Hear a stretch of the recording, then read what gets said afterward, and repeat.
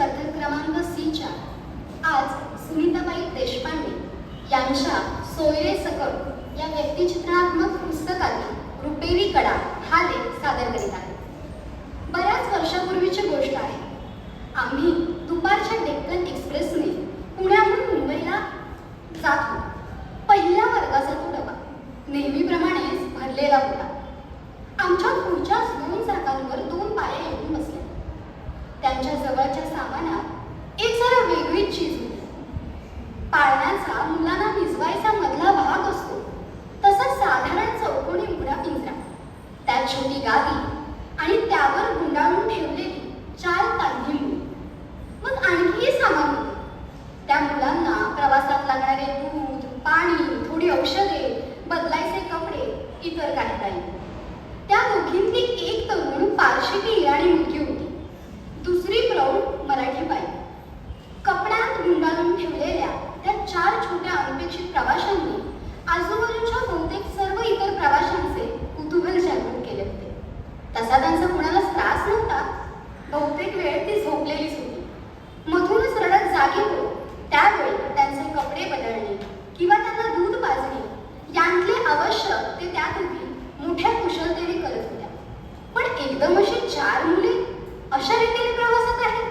त्यांना घेऊन आलेल्या दोघांपैकी कुणाची स्वतःची ती मुले नसावी, पण ती कुणाची, कोठे आणि कशासाठी जात आहेत याबद्दलची माहिती आमच्याप्रमाणे इतरांनीही हळूहळू काढायला सुरुवात केली.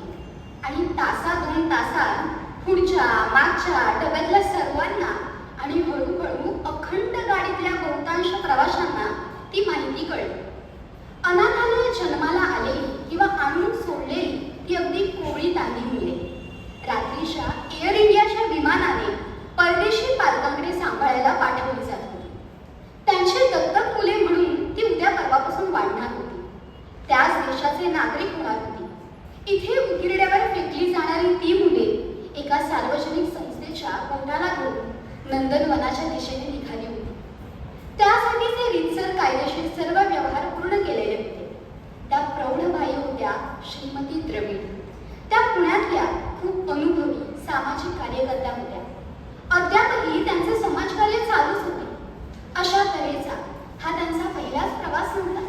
पण त्यांच्या बरोबरची जी दुसरी तरुणी ही जरी सामाजिक कार्यकर्ती होती, उत्तम नर्सिंग जाणत होती, तरी अशा मुलांना घेऊन इतक्या दूरवरचा सगळा प्रवास आणि नियोजित स्थळी पोहोचल्यावरचे सर्व सोपस्कार वगैरे ती प्रथमच करणार होती. त्यासाठीची सगळी तयारी, सगळा अभ्यास तिने केलेला होता. फक्त तरीही पैलट करणीचा घाम तिच्या चेहऱ्यावर होताच. आणि म्हणून मुंबईहून विमान सुटेपर्यंत तिच्या मदतीला या बाबतीत बराच पूर्वानुभव असलेल्या द्रविडबाई स्वतः आल्या होत्या. पुढे ती एकटीच त्यांना घेऊन जाणार होती. विमानात हवाई सुंदरी आणि नियोजित विमानतळावर त्या मुलांचे पालक असणारच होते.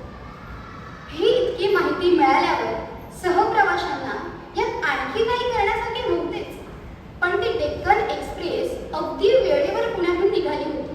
तरी वाटेत सारखी थांबू लागली, लेट होत गेली आणि अखेर वांगणी स्टेशनवर सायडिंगला टाकून जाऊन तिथे स्वस्त उभी राहिली.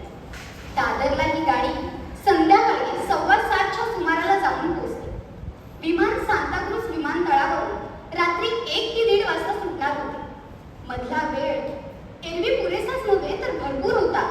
पण गाडी वांगणीहून हलण्याची चिन्हेच दिसेना.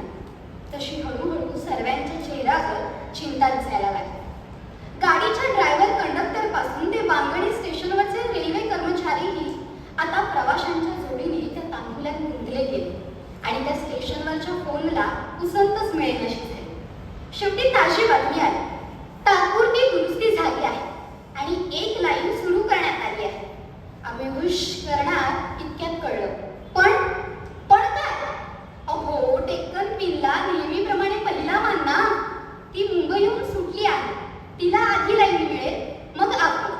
ते जावई लोक ना. वास्तविक ह्या गोष्टी प्रवासी ठरवत नसतात. शिवाय आमच्यापैकी बहुतेक लोक हे डेक्कन क्वीनचेही अधूनमधून प्रवासी होतेच. आज आम्ही या गाडीत होतो इतकेच.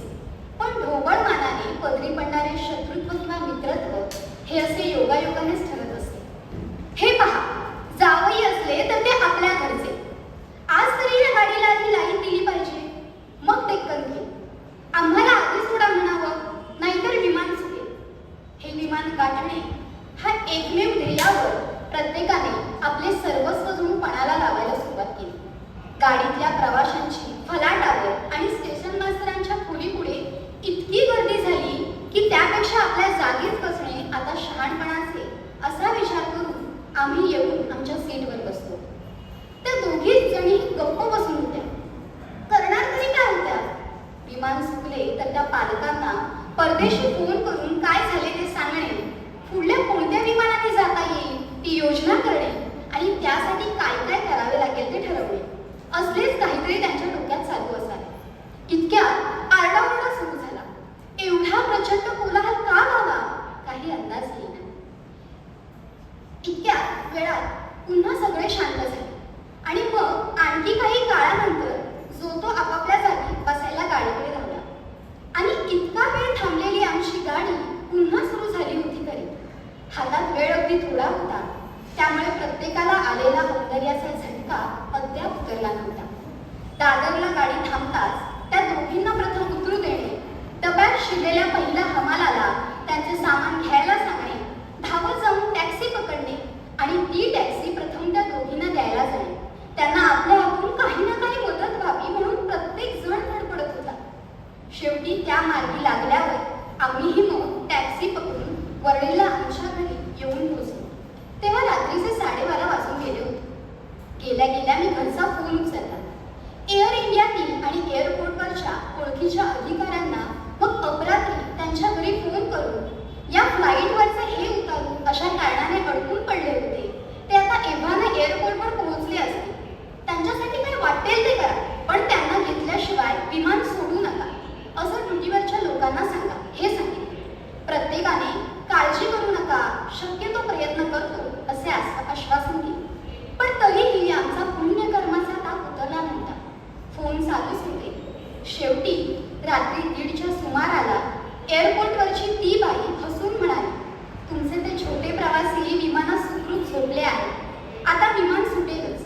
त्या बाईकडून मला कळले की गेला अख्खा तास एअरपोर्टवर बहुतेक फोन ठिकठिकाणाहून याच कामासाठी, नेमका याच छोट्या प्रवाशांसाठी येत होते. म्हणजे ज्याने त्याने आपापल्या परीने शेवटपर्यंत जास्तीत जास्त प्रयत्न केले होते. ती मुले कोण? दुपारी 3च्या सुमाराला आम्ही त्यांना प्रथम पाहिले. त्याने तर डोळे उघडून आमच्यापैकी कुणाहीकडे एकदाही पाहिले नव्हते. समाजसेवा म्हणावी तर त्या दोघी जणींप्रमाणे इतरही अनेक माणसं अनेक कार्यक्षेत्रात अशी किंवा याहूनही खूप मुलाची कामगिरी जगभर करता आली हेही आम्हाला कळत होते. समजा गाडी लेट झाली नसती तर आम्ही त्या मुलांची सरळ सहप्रवाशी या पलीकडे फारशी दखलही घेतली नसती. स्वतःच्या गाडीतून जाताना उद्या पुन्हा भिकाऱ्याने पोर उघड्यात खेळताना पाहिले तर त्याच्या भवितव्याची चिंता आम्ही करू